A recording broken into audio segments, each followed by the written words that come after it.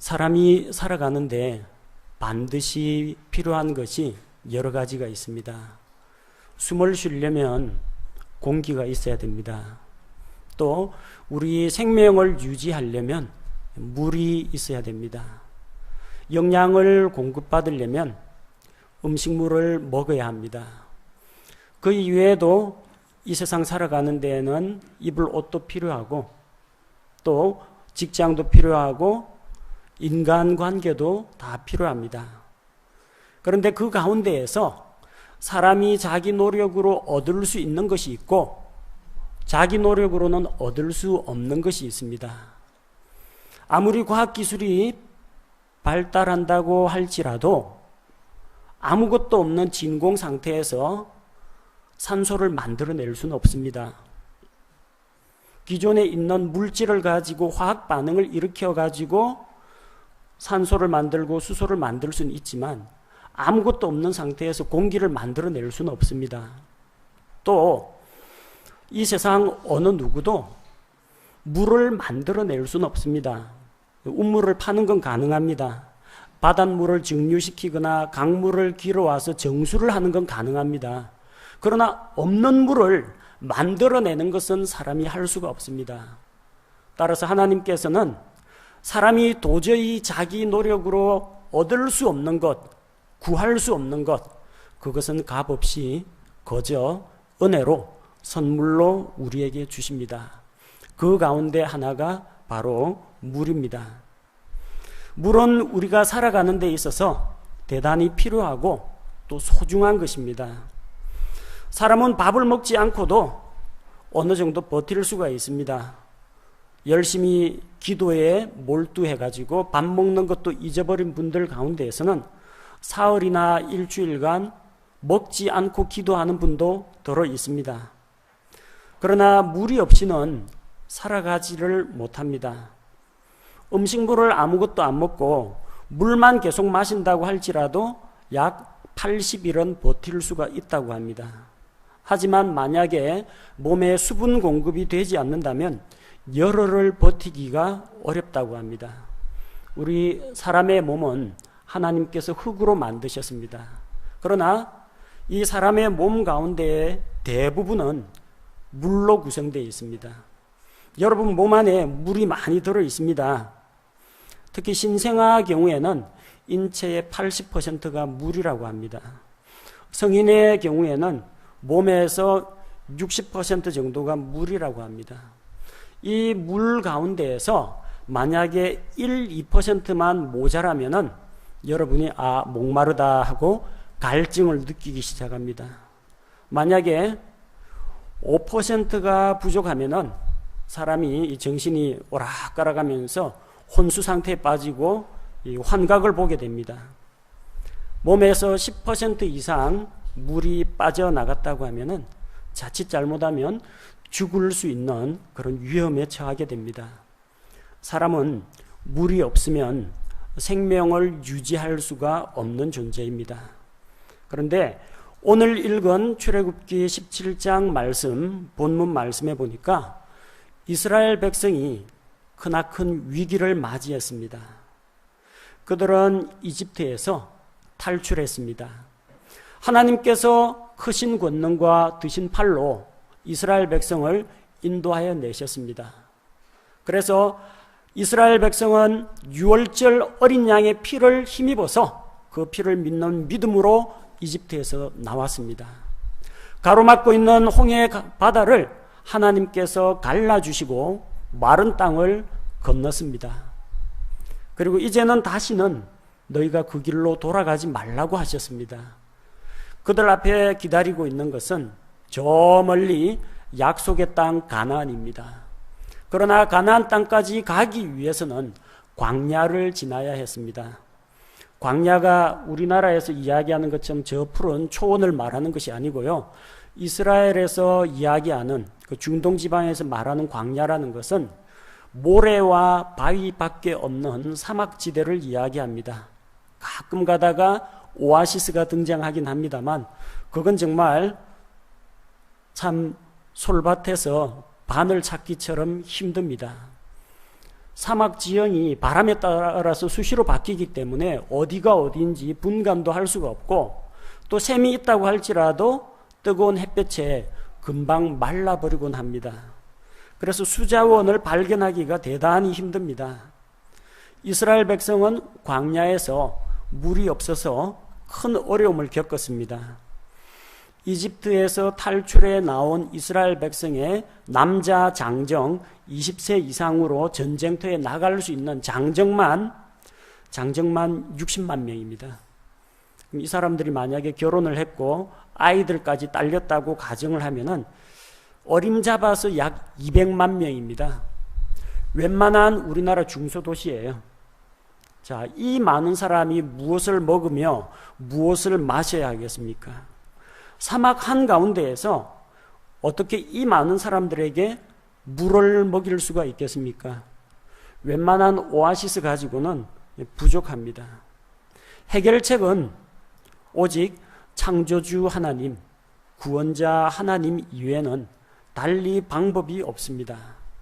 오늘 우리는 본문 말씀을 통해서 광야 사막에서 물을 주시는 그 하나님을 만날 수가 있습니다. 1절 말씀을 보니까 이스라엘 자손의 온 회중이 주의 명령에 따라, 누구 명령에 따라요? 주의 명령에 따라갔어요. 모세가 가자, 나를 따르라 해서 모세 따라간 게 아니고 주의 명령을 따라갔습니다. 이스라엘 사람들의 여행 계획표는 하나님께서 다 짜주셨습니다. 낮에는 구름 기둥으로, 밤에는 불 기둥으로 하나님의 영광이 머물면은 사람들은 모두 텐트를 치고 거기에 정착을 했습니다. 그런데 성막 가운데 머물고 있던 이 구름 기둥이 떠나가면은 그러면 따라서 움직입니다. 하나님께서 모세에게 가라 하면은 일제히 출발합니다. 너희는 여기에서 머물라 하면 일제히 머뭅니다. 하나님의 명령에 따라서 가기도 하고 서기도 하는 사람입니다. 그래서 하나님의 명령에 따라서 신광야를 떠나서 오르비딤이라고 하는 곳에 장막을 쳤습니다. 자, 주의 명령에 따라서 장막을 쳤는데 문제는 거기에 백성이 마실 물이 없었으므로, 주의 명령에 따라서 여기까지 왔는데 물이 없습니다. 이런 기가 막힐 일이 있겠습니까? 백성이 마실 물이 없었다는 겁니다. 손 씻을 물을 바라는 게 아닙니다. 샤워할 물은 아예 꿈도 못 꿉니다. 최소한 마실 수 있는 물조차도 없는 그런 환경입니다. 왜 이런 일이 일어났습니까? 분명히 주의 명령을 따라서 이동했는데 도착하니까 물이 없는 곳에 그들이 왔다는 겁니다.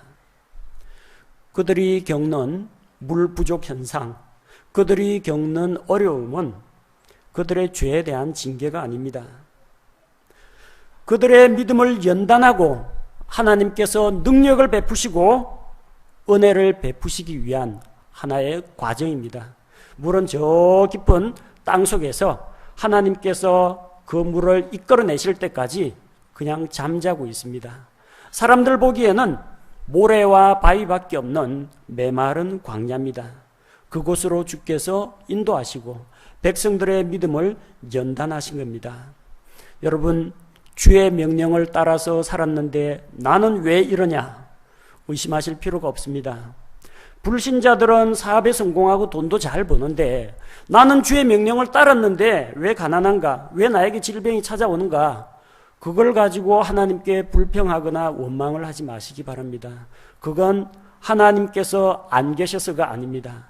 하나님께서 여러분을 사랑하지 않아서가 아닙니다. 여러분이 잘못한 게 있어서 정신 차리라고 하나님이 채찍을 드신 것이 아닙니다. 믿음의 사람도 시련과 고난을 겪었습니다. 그리고 그 과정을 통해서 믿음이 성장하고 그들이 더욱더 연단되었습니다. 따라서 우리는 그런 환경에서조차도 나를 이곳으로 인도하신 분이 주 하나님이시라면 환경을 볼 때는 감사가 안 나오지만 내가 믿고 있는 주 하나님을 생각할 때는 감사할 수가 있어야 합니다. 우리는 이 1절 말씀에서 여러 가지 교훈을 받을 수가 있습니다. 하나님을 믿고 신앙생활을 잘 한다고 해서 모든 일이 척척 풀리는 것은 아닙니다. 무슨 일을 만나든지 만사형통하리라. 때로는 만사형통 안 하고 하는 일마다 꼬이는 때도 있을 수가 있습니다.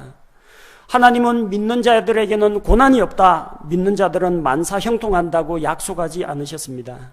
우리는 때로는 물을 통과해야 합니다. 불을 통과해야 할 때도 있습니다. 이사야 43장 2절 말씀을 보니까 내가 물 가운데로 지나갈 때 내가 너와 함께하리라. 강들을 건널 때 강들이 내 위로 넘쳐 흐르지 못하며 내가 불 속을 걸어갈 때 타지도 아니하고 불꽃이 너를 사르지도 못하리니.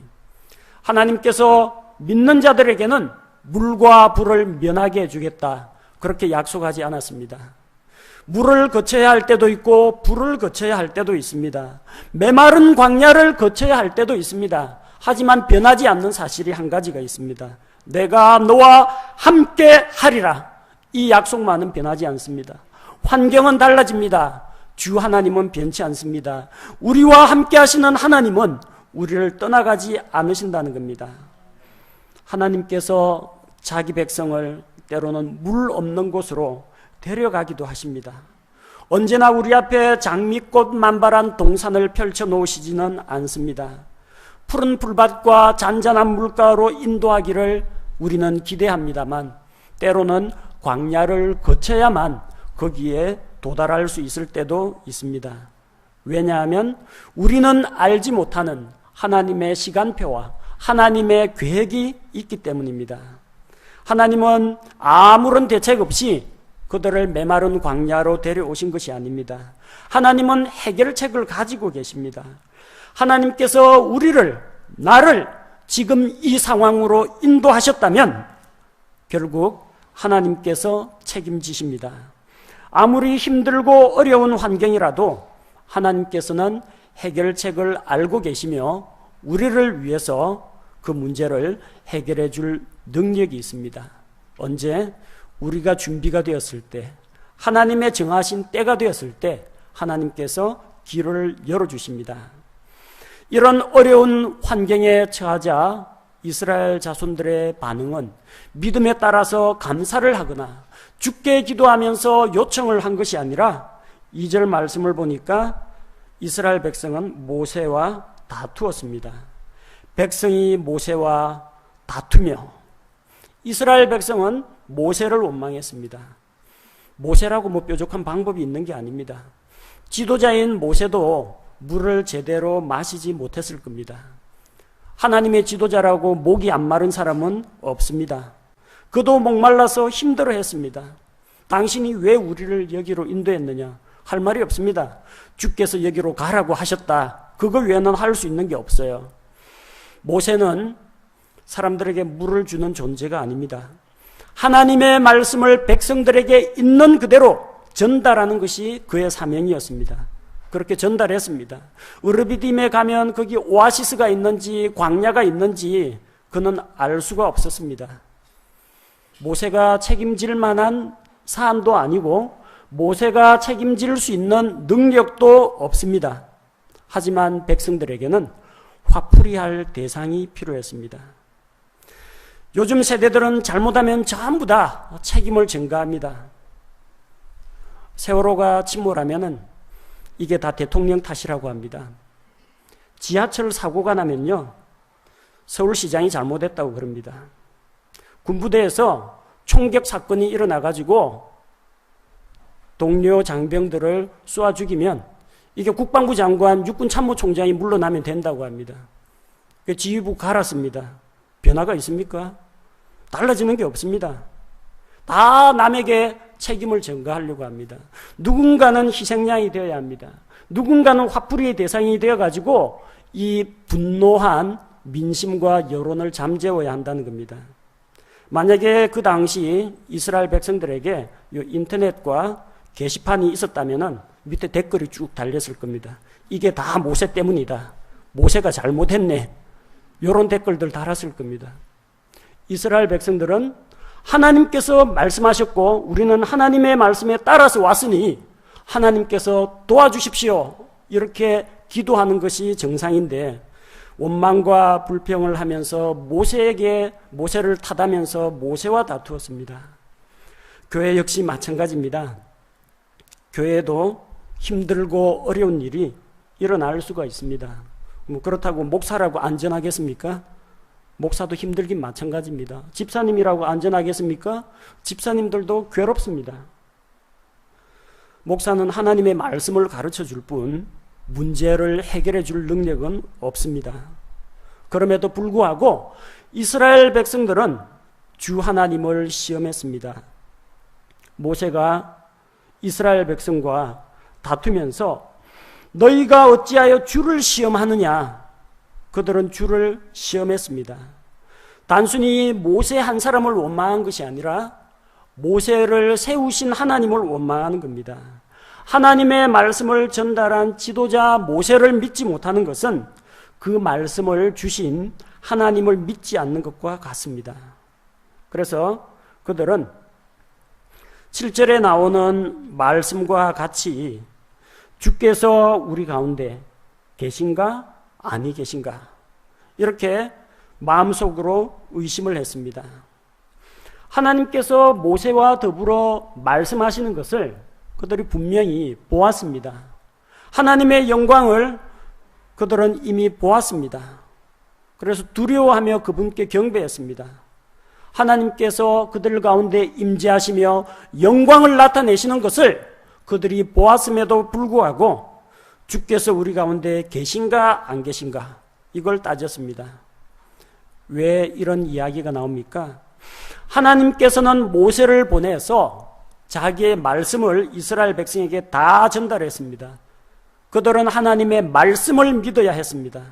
그러나 그들은 눈앞에 펼쳐진 이 황량하고 삭막한 광야를 보면서 눈앞에 있는 환경을 바라보면서 하나님을 의심했습니다. 하나님이 살아계시다면 어떻게 우리가 이렇게 목말라 할 수가 있느냐? 똑같은 질문들을 불신자들이 우리에게 던질 때도 있습니다. 하나님을 믿는다면서 너는 왜 부자로 살지 못하느냐? 하나님이 너희와 함께 한다고 하면서 왜 그런 질병과 재앙이 닥치느냐? 사업이 잘 안 풀리느냐? 하나님이 안 계신 거 아니냐? 이런 의심을 던집니다. 환경이 우리한테 불리하게 작용한다고 해서 하나님이 안 계신 것이고 내가 형통하고 잘 된다고 해서 하나님이 계신 것입니까? 그렇지 않습니다. 나의 감정과 나의 상태하고는 무관하게 우리의 환경과는 무관하게 하나님께서는 언제나 거기에 그 자리에 계시며 중심을 지키고 계시다는 것입니다. 이스라엘 백성들의 불평을 한번 들어보십시오. 3절 말씀에 그들은 불평을 합니다. 어찌하여 당신이 우리를 이집트에서 데리고 올라왔느냐? 물에 빠진 사람 건져주면 내 보따리 어디 있느냐고 왜 나를 건졌느냐고 원망하는 사람들 들어 있습니다. 이스라엘 백성이 이집트에서 파라오의 압제와 강제 노역에 시달리면서 하나님, 아브라함의 하나님, 이삭의 하나님, 야곱의 하나님, 우리를 돌아보옵소서 무거운 강제 노역에서 구해달라고 기도했고 주께서 그들의 기도를 들으시고 기도에 응답을 해주셨습니다. 하나님께서 이스라엘에게 긍휼을 베푸시고 그분의 능력을 나타내 보여주셨습니다. 왜 이스라엘 백성을 이집트에서 데리고 나왔어요? 그들이 부르짖었기 때문에 그들을 불쌍히 여겨서 데리고 나왔습니다. 왜 이스라엘을 이집트에서 데리고 나왔습니까? 아브라함과 세우신 하나님의 언약 때문입니다. 아브라함에게 하늘의 별과 같이 많은 자손들을 주겠다고 하셨고 약속의 땅, 가나안 땅, 팔레스틴 땅을 영원토록 그와 그의 후손에게 상속재산으로 주겠다고 약속하셨기 때문에 그 약속을 이행하기 위해서 그들을 약속의 땅으로 데려가시기 위해서 불러냈습니다. 하지만 그들은 옛날 일을 기억하지 못했습니다. 이집트에서 당하던 압제를 다 잊어버렸습니다. 민수기 11장 5절 말씀을 보니까 그들의 불평 내용이 이겁니다. 우리가 이집트에서 마음대로 먹던 물고기와 오이와 수박과 부추와 양파와 마늘을 우리가 기억하거니와. 뭐 기억하고 있어요? 옛날 뜨끈뜨끈한 화덕에서 구워낸 그 빵과 이집트 나일강의 풍부한 수자원을 통해서 거두어들이는 채소와 과일을 생각이 난 겁니다. 옛날엔 그거 분명히 먹었다는 겁니다. 근데 지금은 푸석푸석한 만나밖에 없다고 불평을 합니다. 하늘에 있는 천사의 음식을 먹으면서 그들이 불평하는 말입니다. 기억하는데 좋은 것만 다 기억해요. 나쁜 건 기억 안 합니다. 날마다 채찍에 맞으면서 중노동하던 거, 그러다가 죽고 다치고 병든 사람들, 이거는 기억하지 않습니다. 이런 어리석은 잘못을 범해서는 안 됩니다. 옛날이 좋았더라. 옛날에 좋았던 것도 있을 수가 있습니다. 근데 옛날에 좋았던 기억과 향수만 가지고 있고 오늘날과 옛날을 비교해보고 차라리 옛날이 좋았다. 이런 건 대단히 잘못된 습관입니다. 가정생활에서도 마찬가지입니다. 여러분 배우자 옛날에 내가 만나던 남자친구, 여자친구하고 비교하지 마십시오. 그 사람은 여러분의 사람이 아닙니다. 여러분 가족, 여러분 가정이 소중한 것입니다. 옛날에 우리가 이렇게 했었다. 그건 옛날 이야기고, 그럼 지금은 무엇을 어떻게 할 것인가 앞을 보고 나아가야 합니다. 과거의 환상에 사로잡혀서 과거의 영광에 의해서 발목 잡혀서는 안 된다는 이야기입니다. 이들은 과거의 영광도 없습니다. 노예 생활이 무슨 영광입니까?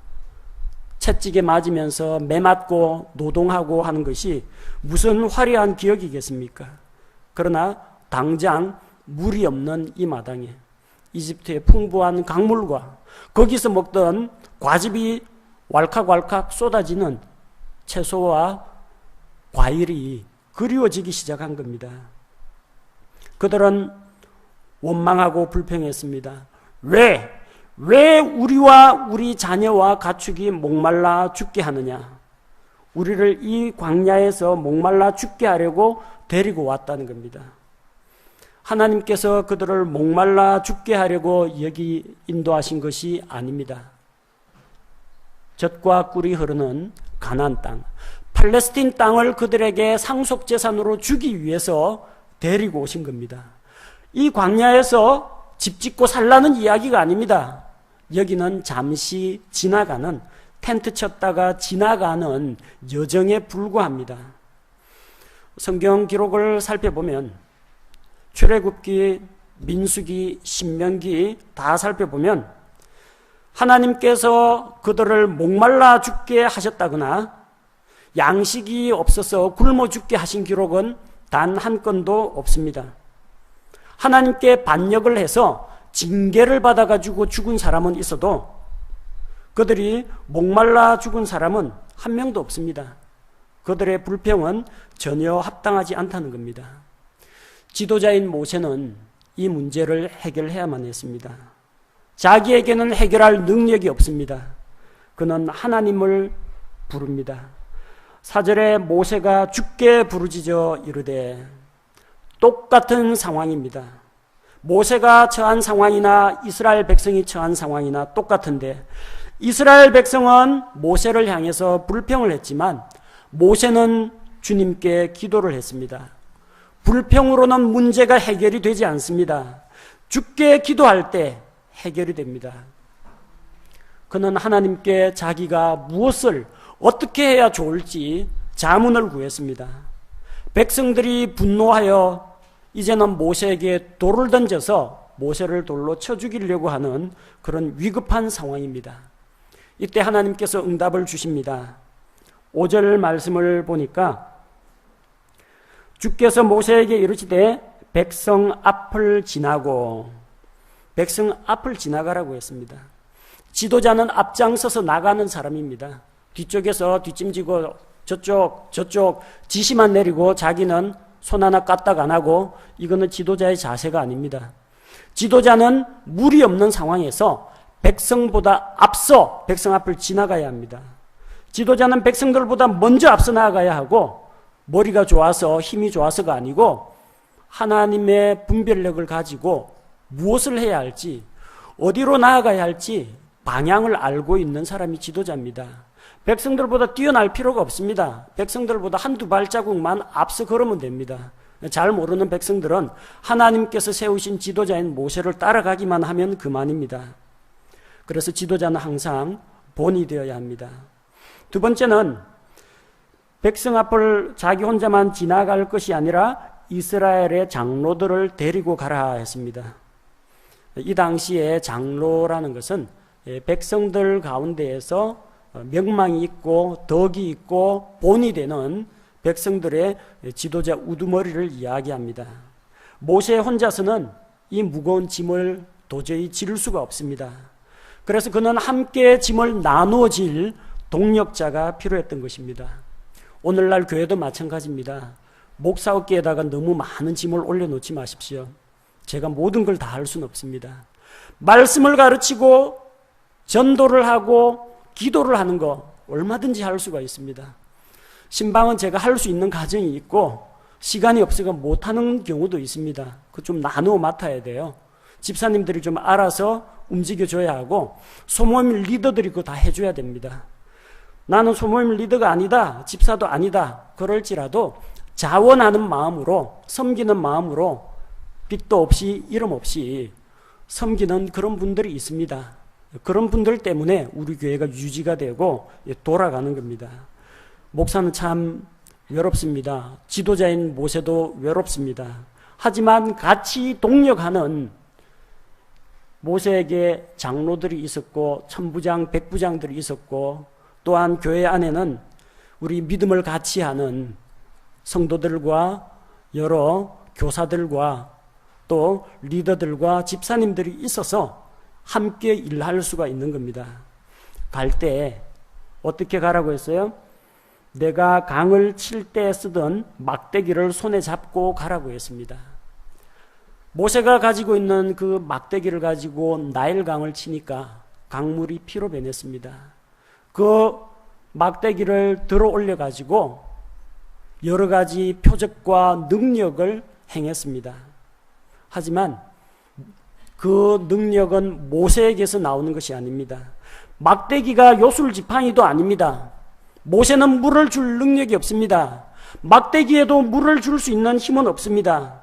능력은 오로지 창조주 하나님께만 있다는 것을 기억해야 합니다. 그리고 하나님께서 말씀을 주십니다.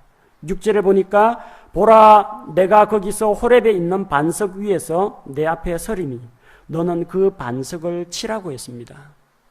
반석이 뭐 잘못했습니까? 잘못한 거 아무것도 없어요. 반석이 죄 지었습니까? 죄 지은 거 없습니다. 아무런 잘못도 없는 반석이 막대기에 맞아서 터지면서 물을 쏟아내었습니다. 이스라엘 백성은 그 반석에서 쏟아져 나오는 물을 마시고 갈증을 해소했습니다. 얼마나 많은 사람이 먹었습니까? 200만 명이 먹고도 남는 그런 엄청난 수자원을 하나님께서 예비하셨다가 정하신 때에 그들을 위해서 공급해 주었습니다. 그래서 이스라엘이 그렇게 고민하고 원망하고 지도자에게 돌 던지려고 하던 정말 그런 급박한 상황에서 문제가 해결이 되었습니다.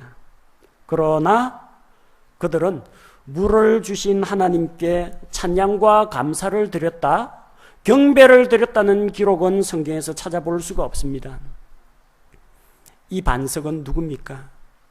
이 반석은 글자 그대로 출애굽기 그 당시에는 바윗돌입니다. 그리고 반석이 갈라지면서 물을 쏟아냈습니다.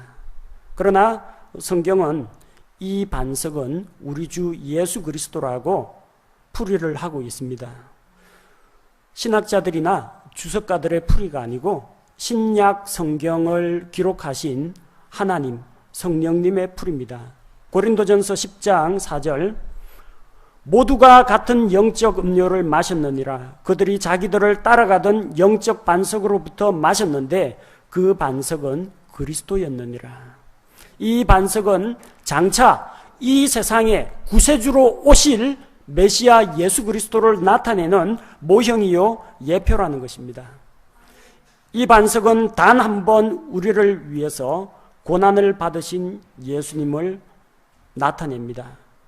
반석이 아무런 잘못 없이 얻어맞고 아무런 잘못 없이 반석이 자기 몸을 찢어주고 거기에서 쏟아져 나오는 물로 이스라엘 백성들이 생명을 건진 것과 같이 죄 없으신 예수 그리스도께서 우리 대신 모욕을 당하시고 뺨을 맞으시고 채찍에 맞으시고 두 손과 발에 못 박히시고 또한 옆구리를 창으로 찔리시고 그분께서 물과 피를 흘려주심으로 말미암아 많은 사람들이 그 피로 말미암아 구원을 얻게 된 것입니다.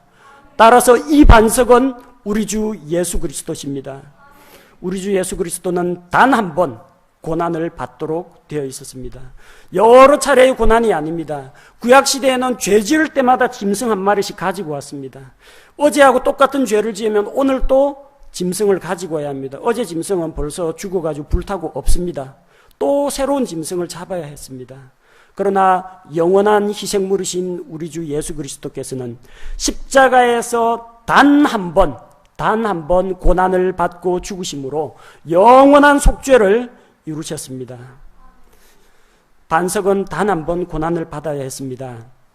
그런데 모세가 반석을 쳐서 반석에서 물을 내는 또 다른 사건이 일어납니다. 출애굽기 17장 말고 민수기 20장 1절에서 13절에 보면 이스라엘 백성들이 또다시 불평합니다. 물이 없다.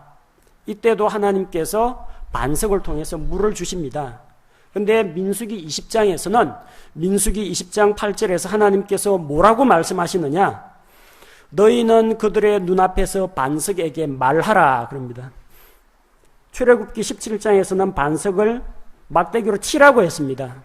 반석을 쳐서 물이 나왔는데 민수기 20장 8절에서는 너희는 그들의 눈앞에서 반석에게 말하라고 했습니다. 모세가 불순종했습니다. 백성들이 모세에 대해서 원망과 불평을 자꾸 쏟아내니까 이 패역한 백성들아, 우리가 너희를 위하여, 하나님이 아닙니다, 우리가 너희를 위하여 이 반석에서 물을 내랴 그러면서 쇼를 합니다. 반석을 쳐서 물을 냅니다. 자기 팔에 자기가 든 막대기에 능력이 있는 것처럼 반석에게 말하여 물을 내지 않고 반석을 칩니다. 예수 그리스도는 단 한 번 고난을 받도록 되어 있습니다. 그러나 모세는 반석을 또 한 번 쳐서 물을 냈습니다. 하나님의 영광을 가로챘습니다. 주께서는 분명히 반석에게 말하여 구하여 물을 내라고 했는데 자기 힘과 자기 능력으로 높이 든 지팡이를 통해서 자기가 물을 주는 것처럼 하나님의 영광을 가로챘습니다. 이 죄로 인해서 모세는 가나안 땅에 들어가지 못합니다. 너희가 나의 영광을 드러내지 않았기 때문에, 쉽게 말해서 내 영광을 내가 가로챘기 때문에 너는 느보산에 올라서 멀리 가나안 땅을 볼 수는 있지만 내 발로 그 땅에 들어가지는 못하리라. 아론도 모세도 그 땅에 들어가지 못하고 가나안 땅 들어가기 전에 죽었습니다. 우리 주 예수 그리스도는 단 한 번 고난을 받아야 했습니다. 사람들의 죄 문제를 해결해 주기 위해서 그분은 단 한 번 고난을 받고 죽으셔야 했습니다. 그리고 그걸로 단번 속죄로 영원한 속죄를 이루셨습니다. 그 다음부터는 예수님이 우리를 위해서 또다시 십자가에 달려 내려왔다가 고난받고 또 죽고 부활하는 그런 거 하지 않습니다. 로마 카톨릭에서는 합니다. 미사라는 걸 통해 가지고 이게 둥근 빵을 가지고 이게 예수님의 몸입니다. 이 빵이 찢어질 때 진짜 예수님의 몸으로 변합니다. 그런 거짓말을 통해서 거듭거듭 예수님을 십자가에 못 박아서 죽이고 욕보이는 그런 일을 하는 것이 가톨릭의 미사입니다. 우리 주 예수 그리스도는 단번 속죄로 자기 몸을 들이셨기 때문에 더 이상 예수 그리스도의 고난과 희생이 필요 없습니다. 그 다음부터는 뭘 합니까? 반석을 쳐서가 아닙니다. 반석에게 말하여 그 다음부터는 예수님께 구해야 됩니다. 살아계신 우리의 대제사장이신 예수 그리스도께 나와서 말하여 기도하여 문제를 해결해야 한다는 것입니다. 예수님은 우리 죄 대신해서 고난을 당하셨습니다. 단번에 자신을 내어주셨습니다. 히브리서 9장 26절에서 그랬더라면 그분께서 반드시 세상의 창건 이래로 자주 고난을 당하셨어야 할 것이라. 그러나 이제 세상 끝에 그분께서 단 한 번 나타나사 자신을 희생물로 드려 죄를 제거하셨느니라. 세상 모든 죄를 예수 그리스도께서 십자가를 지시고 대신 죽으심으로 말미암아 자기를 희생물로 드림으로 말미암아 죄를 제거하셨습니다. 베드로전서 3장 18절 말씀에 그리스도께서도 죄들로 인하여 한 번 고난을 받으사 의로운 자로서 불의한 자를 대신하셨으니 이것은 그분께서 육체 안에서 죽임을 당하셨으되 성령으로 말미암아 살아나셔서 우리를 하나님께로 데려가려 하심이라. 예수님도 우리 죄를 위해서 단 한 번 고난을 받고 죽으심으로 말미암아 우리 죄의 대가를 하나님의 공의 앞에 다 지불하시고 아버지 앞에서 호소하고 계십니다. 아버지, 저 죄인을 용서해 주십시오. 저 죄인은 아무런 자랑할 것도 없고 자기 스스로 죄 문제를 해결할 능력이 없지만 내가 아버지께 드리는 이 보배로운 피를 받으시고 내가 저 사람을 위해서 대신 죽었다는 것을 기억하시고 이 피를 보시고 저 사람을 용서하여 주옵소서. 지금도 호소하고 계십니다. 예수 그리스도만이 생명입니다. 무리 없이는 아무도 살아갈 수 없는 것과 같이 생명의 근원이 되시는 우리 주 예수 그리스도가 없이는 아무도 살아갈 수가 없습니다. 반석이신 예수 그리스도만이 광야 인생길을 살아가는 자들의 갈증을 해결할 수가 있습니다. 하나님을 떠난 인생들은 여러 가지로 목말라 합니다. 어떤 사람은 돈에 미쳐가지고 돈을 버는데 몰두합니다.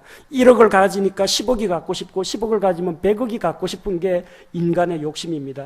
쾌락을 사랑하는 사람은 예쁜 것들을 찾아 추구합니다. 아름다운 미술품을 추구하고 아름다운 여자를 추구하고 멋진 남자를 추구합니다. 그게 그들에게 만족을 줍니까? 만족을 주지를 못했습니다.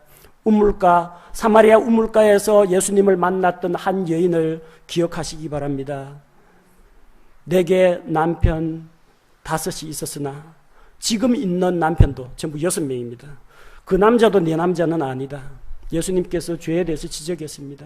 여자는 자기 나름대로 육적인 것에 목말라 있었습니다. 예수님이 뭐라고 말씀하십니까? 이 물을 마시는 자마다 또다시 목마르려니와.